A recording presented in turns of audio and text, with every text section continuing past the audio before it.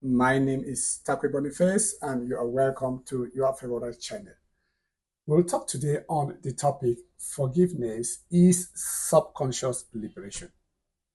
Forgiveness is a function of the mind, and if you can't use your mind effectively, you can't forgive someone who has caused you pain.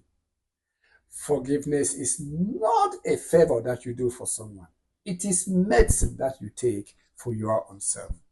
It's the key that frees the trapped energy because as long as you don't forgive someone who's caused you pain, you remain tied to the event, the poison, and the emotion that occurred when the injury happened.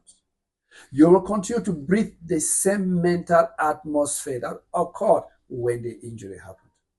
And your subconscious mind, as usual, executes what you hold, especially what you hold with emotions.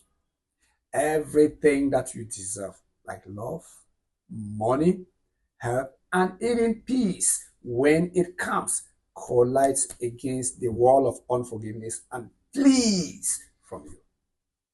Therefore, if you don't release what poisons you, you can't receive what blesses you. Therefore, forgive always for your own good and the good of others.